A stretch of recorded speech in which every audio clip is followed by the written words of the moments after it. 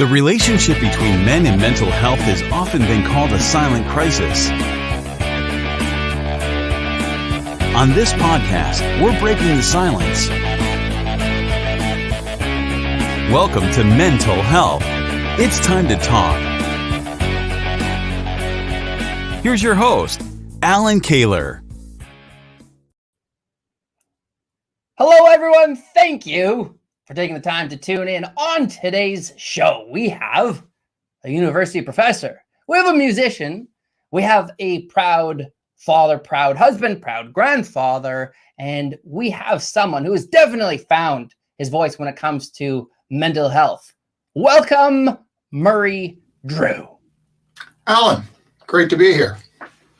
It's interesting, Murray. Your story is featured in the book Mental Health It's Time to Talk, and I have to say it is one that I refer to frequently because it is just so powerful, and I love how you have been able to rewrite so many scripts when it comes to masculinity. And I think for me, Murray, the line that stands out the most is you always said that you would rather die than ask for help. And that's deafening. What exactly led to that statement? Well, the hardest thing to admit, I think, I'm a child of the 50s and 60s. Mental health wasn't talked about back then. It was, polite people didn't talk about it and good families didn't have it.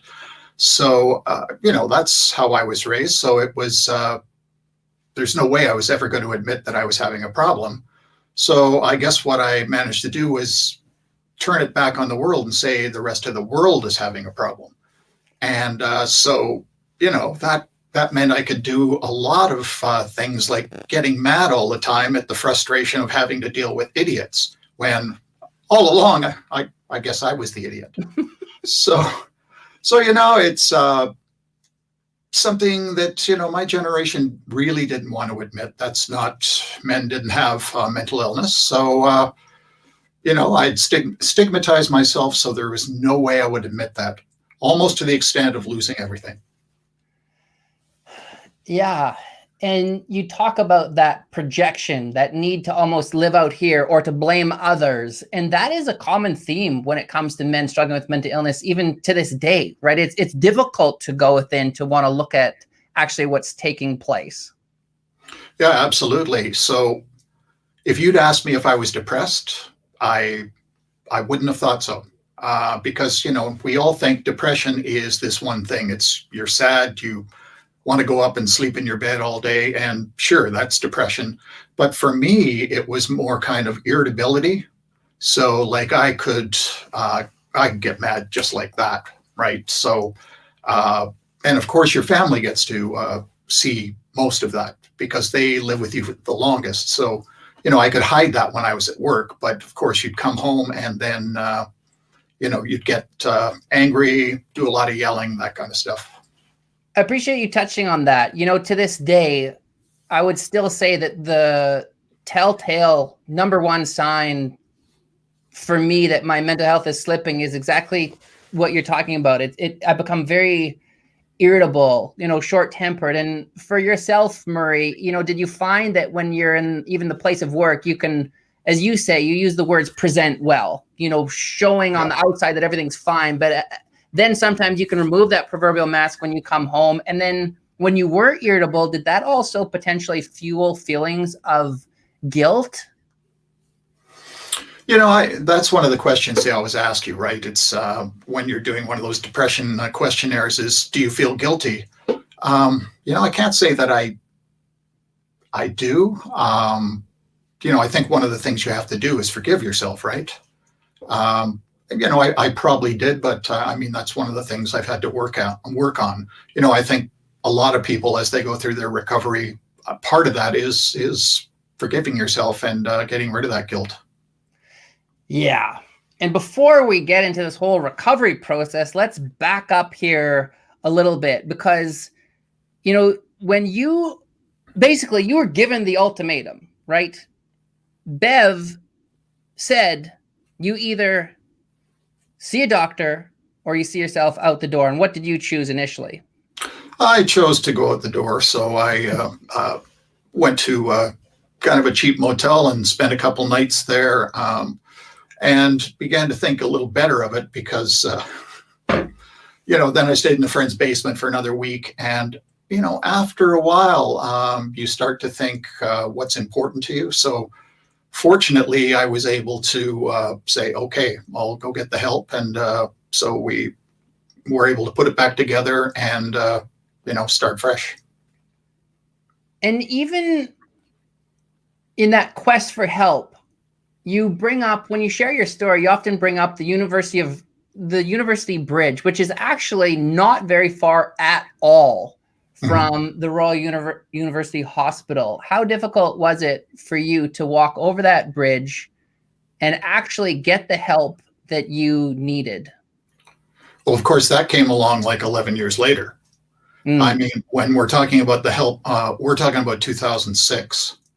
So we're talking, the help was to go to my GP initially and, finally admit out loud to a stranger, well, not a stranger, but that I was having problems. And of course, she was very sympathetic. And so I got put on my first psychiatric drug, citalopram, which is an antidepressant. So that was the beginning of the whole road. Even, I guess, when that journey started, having to see a formal professional, was there still a piece of you that was in denial? Was there a lot of fear for you to see, a professional that very first time? Or how did you even navigate through some of those emotions that surfaced?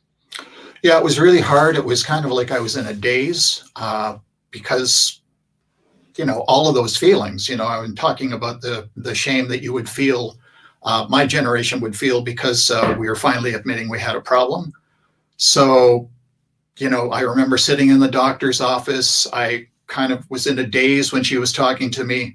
When I had to go buy the antidepressants, I went to a pharmacy on the other side of town so nobody would recognize me.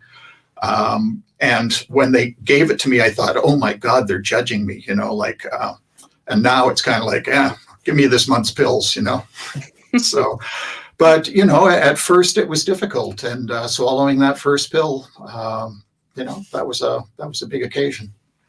Well, and for anyone who's tuning in, who is maybe at that stage that you were, and who has that, maybe it's not even fear, but that embarrassment. And I can totally relate to that. I had such a hard time accepting that I needed medication initially to help with some of my diagnoses, and I fought it, and then I'd quit, and then that caused some problems. But how were you able to just get to that place of acceptance that maybe you just need to take some medication to help?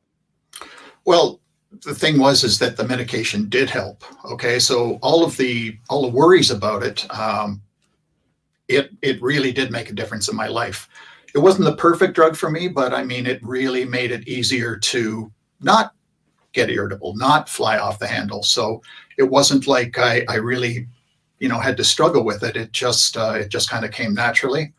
And then, of course, as the years went on, other drugs came on, other diagnoses came on. So, so initially I was diagnosed with depression, and what was it, 3.5 years later, I finally got a psychiatrist appointment because it does take a long time. And I was diagnosed with bipolar disorder. And so then I was put on a mood stabilizer, which is kind of like that standard for bipolar. And when you got that diagnosis of bipolar, did it start to put some of the puzzle pieces together for you? Because to get that diagnosis, obviously you were already having those periods of mania, and like, did that help provide clarity as to the why? It's funny, like being diagnosed with depression, it's kind of like, yeah, but it didn't really put my life together. The diagnosis of bipolar, it was kind of like, oh. And later on, I was diagnosed with ADHD, and I went, oh, okay. So it was kind of like all of a sudden, you have this scaffold on which to hang your life so it all makes sense. Before, it's kind of like you have to rationalize everything and create this story that doesn't really fit together. As soon as I was diagnosed with bipolar, it was like, oh, that's it. That's why.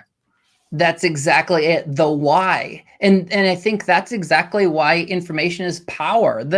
For me too, Murray, when I was diagnosed with bipolar disorder, first of all, there was that I guess embarrassment, but as soon as I went to a library and I remember picking up a book and reading, it helped offer some clarity, because for so many people who struggle, it's like, we also feel as though we're the only ones. We don't want to talk about our emotions. Were there times for you where you just felt like you were the only one having these thoughts? No, I have to say I felt like really positive. One of the problems with being diagnosed is I think there's a tendency to really identify with your diagnosis. And I think that's what I did early on. I kind of over-identified. It's kind of like, well, I'm bipolar, so, all of these things, whereas no, I have a diagnosis, but I'm still the same person. So I never really had a problem telling friends and family that, but I never told casual acquaintances or students or anybody else that I'd had that diagnosis. Okay, so 2006 was the initial meeting or appointment with the GP. Yep. You were on numerous medications for years, but then things started to fall apart slowly, yes? Yeah. So, bipolar and stress, probably not a very good mixture. And so for some strange reason, I became the associate dean of my college. And so, of course, that piled on stress that I, really wasn't capable of handling at that time. And so sometime around 2015, I took a short break with a depression break, and then I went on long-term disability. So I was on disability for almost 2 years. And I know that for a lot of individuals, we tie up our identity in the work that we do. And so for yourself, having lost work, did that also interfere with, who are you? And was that maybe part of what brought you down into a darker place? Well, yeah, it's kind of like you get to the point where after 2 years, it's like, am I ever going to go back? Is this the end? Is this the rest of my life? So yeah, just, bit by bit, it's, you start to lose things. Yeah, I got to a pretty dark place. And see, there's a lot of individuals who have a hard time wrapping their head around how is it that somebody can arrive at the place where they would actually potentially take their own life. And you were there. Mm-hmm. Like how do you bring people into that world as best you can so that there can be somewhat of a greater understanding? Suicide for me, and I think for a lot of people, is the most difficult thing to talk about, right? It's not an easy subject, but I do feel that there are situations and mental illnesses where suicide is like, it makes sense. It's like you get to that place and all of a sudden it's kind of like, yeah, this makes sense. This is the answer that I've been looking for. So I don't think most people realize how dark that situation has to be before you come to the conclusion that, that's the right option for you. But for that person at that time, it's usually a very logical decision that they're making. It's tough on everybody around them, but for that person right then, that's what makes sense to them. So for you, Murray, being in that frame of mind, is that what eventually led you to take that walk to the University Bridge? Yeah, that's it. I finally got to a point. School was starting up again. So of course I began teaching in the fall. So this would be sometime in September. So again, it was like another year being out of things. So I thought, that was a bad time. So yeah, sometime on a kind of drizzly afternoon on a Saturday afternoon, it was went around looking at bridges for figuring out which one was the tallest. And when I got to the University Bridge, I knew how close the hospital was. So I walked over to University Hospital and going to the doctor was hard. What I did in the university hospital was harder. Yeah. And you had the courage to walk through those doors. And what I guess kind of hurts my heart, Murray, is when we initially spoke and you're sharing your story, and I just picture you already obviously feeling vulnerable, fragile. You get into the emergency room and you go, those of us who've done this, you go through the robotic checklist, and it's hard enough to admit that you're struggling with your mental health, but then you were kind of just left in a waiting room for a while. And then, Murray, you almost left. If you've had experience with a loved one or yourself going to the emergency room of the hospital, it's horrible. First of all, you're not in very good shape, and so you have to get in line behind everybody, and it's noisy, it's crowded, it's not a place you want to be. I finally talked to the person and told her what was going on, and she said, you'll have to wait, we'll find somebody and we'll get back to you. So here I am, I'm sitting in this, down this hall in all of these seats, and for about an hour, and you can't believe how loud and noisy and dirty. And so finally I thought, maybe I should just get out of here. I'll go home.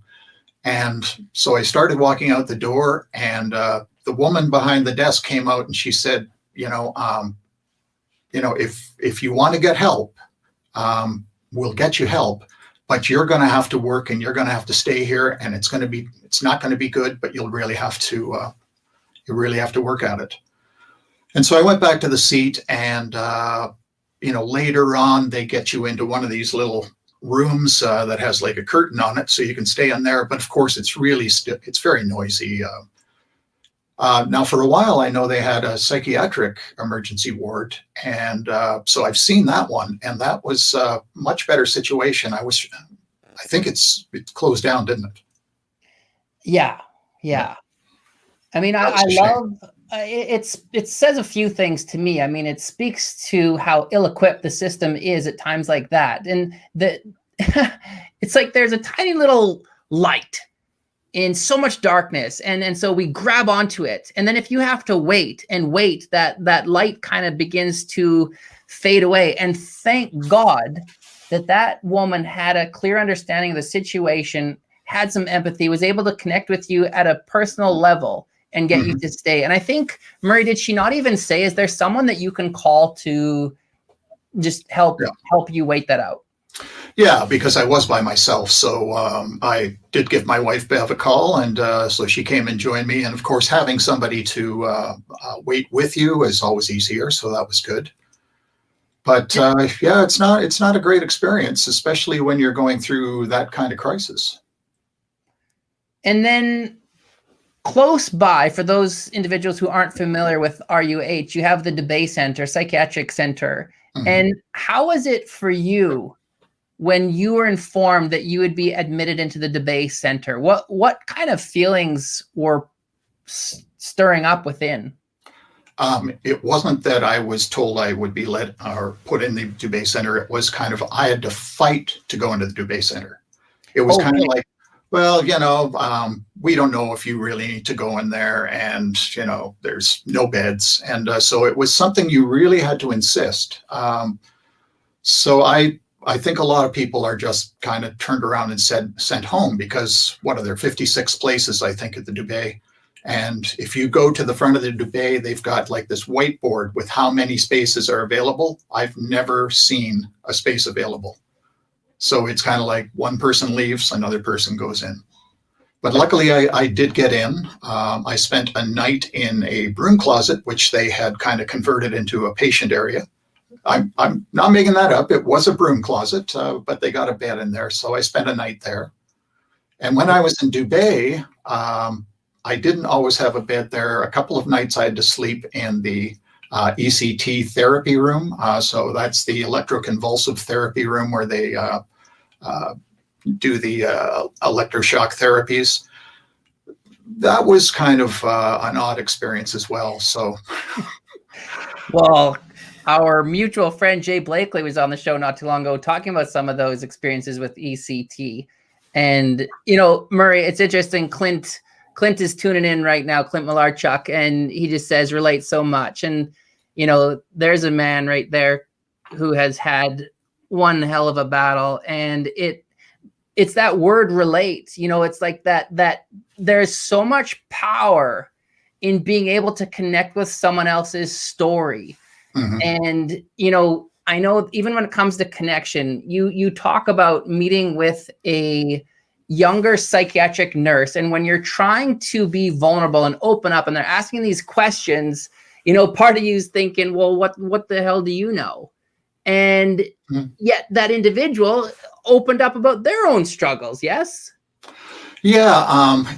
You know, one of the things when you tell people you've been in the debate center, a lot of them kind of go, oh, you know, that's too bad. And it's kind of like, it turned out, I mean, this was probably one of the best experiences I've ever had. It was hard, but I mean, for what I needed, it was perfect. And you're right. So every shift change, the psychiatric nurse who was assigned to you would spend half hour, 45 minutes just talking to you. And yeah, you're right. It's kind of like, so who is this person? But first guy who was my nurse, he said, yes, you know, like I have a diagnosis of my own. And so, you know, and that's why I'm working here, because I'm really interested in mental health. And it wasn't that uncommon. I think there were a few other people as well. So it was great. I met people who, you know, knew where I was, and they, you know, could talk to me in a very good way. I think for me, when I hear that, it just validates that we really have no clue what other people are battling, do we? You know, Nope. we place these judgments and opinions, and case in point. And Murray, this is bizarre. This is wild. Life is quite the journey, because I think it was, correct me if I'm wrong, but like 1 week after you had returned home from the debate center, you go and attend a mental health event at the University of Saskatchewan, and I'm the keynote speaker. That's right. and Allan. here we are. Yeah, so it was Be Well Day, and of course there was the keynote speaker, and yeah, I saw you, and I actually attended a session you did in the afternoon. And Okay. you know what really struck me? There was like, I don't know, 20, 30 women, and I was the only guy besides you. And at the end, I asked you, is it always like this? Did guys come to this? And you said no. And that's why we're sitting here today talking about that, because, you know, that's the problem, right? That's fascinating. So you actually approached me after? No, it was there was a question answer period, you know, right after. So people were asking questions, and so that was my question. Oh, wow. And, you know, that's the thing. It's sad because, okay, that was maybe 3.5 years ago. And yeah, still, when there are events around mental health, boy, as men, we have a very hard time attending. You know, what I love about you, Murray, is, man, you have turned the corner. You know, when you left the debate center, when you went home, and when you returned as a professor, as an educator at the university, you said, I'm done with the hiding. And you started to just share your story. Yep. When I went back, I've told you this story, is I thought I can go down the hall and I can tell everybody the same story over and over, or I can have my own little seminar. And so we have a weekly seminar in my department. And so I was the speaker. And so what I spoke about was my own battle and my own journey with mental health, and, you know, some insights into it. So that was the first time I ever gave one of these talks. And I was shaken before I started the first one. But we usually have like about 30 or 40 people in a room that holds 70. It was packed. There were people standing. There were people out in the hall, people who weren't even in my department, who came to see this. And one of the things that's always surprised me is that telling your story has such power. You know, you think, well, so what? You know, this is just my life. And but telling people who may have had their own struggles and have not dealt with them. It does have power. We've talked about this a lot, but at the end of the day, if you give yourself permission to be vulnerable, then the ripple effect is inevitable. And that's what started happening. Yes, like all of a sudden, one by one, students, other people that you work with started to say those two, I don't know, probably the two most powerful words, right? The me too. Me too. And you opened up a brand new conversation that obviously needed to take place. Yep.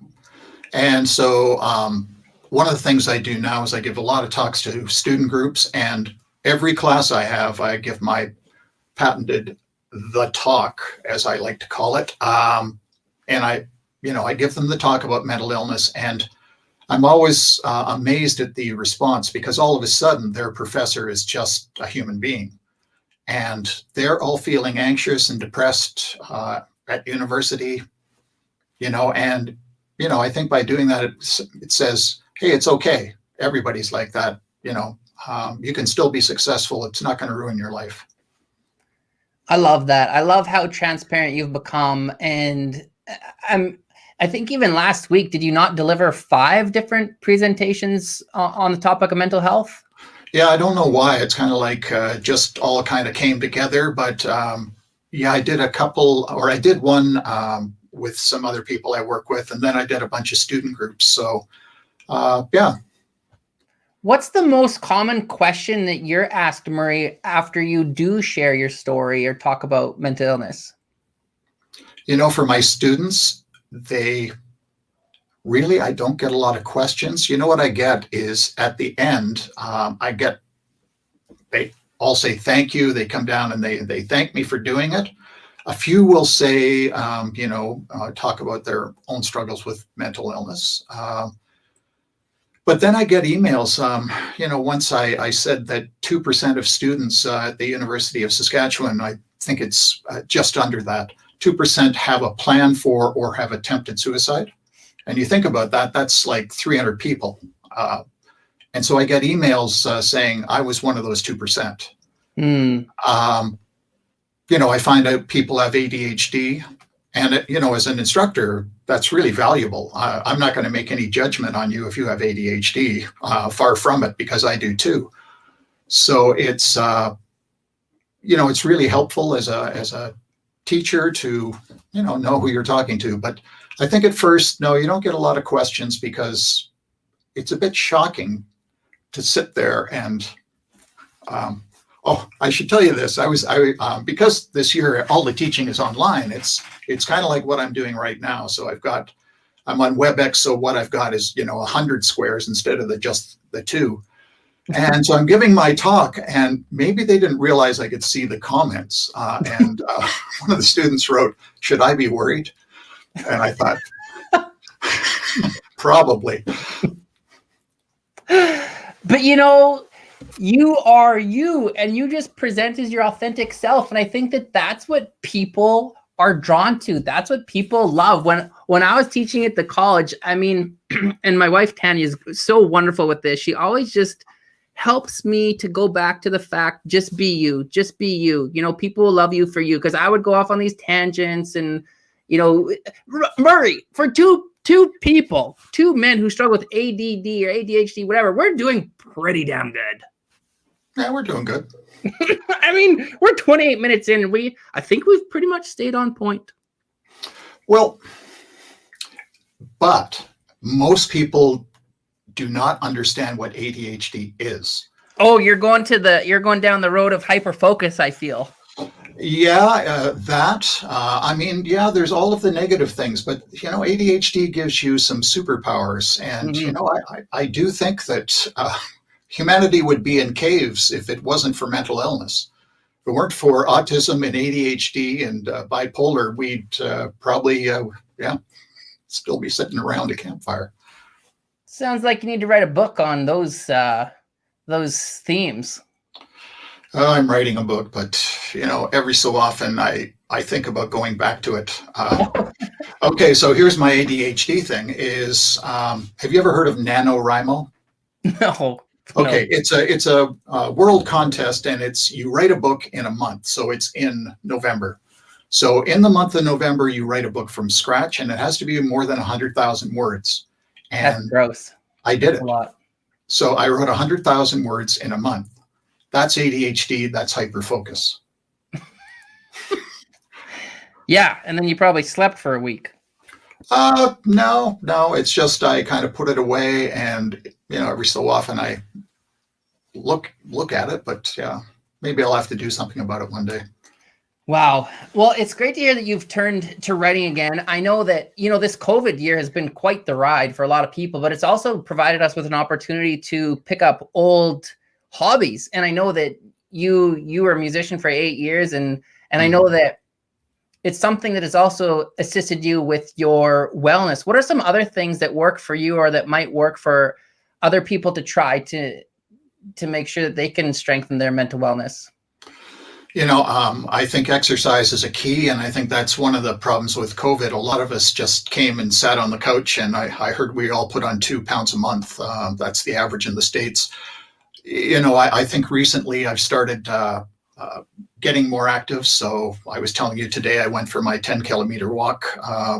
So I think getting outside, staying active, that's a huge thing.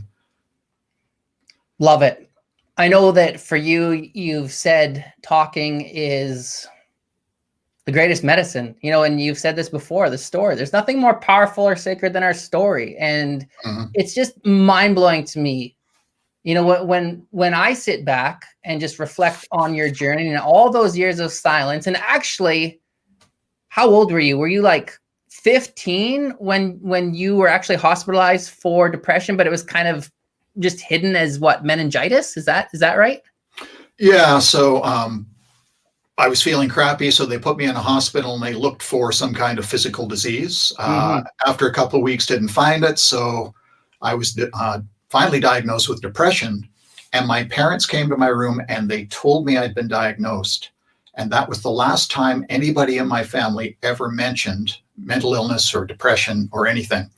So a couple of years ago, I told my sisters that I had been diagnosed my hospital stay when I was 15. And they said, well, no, you had meningitis. No. And, you wonder if you'd done something about it when you were 15, your life would have been quite different. 100%.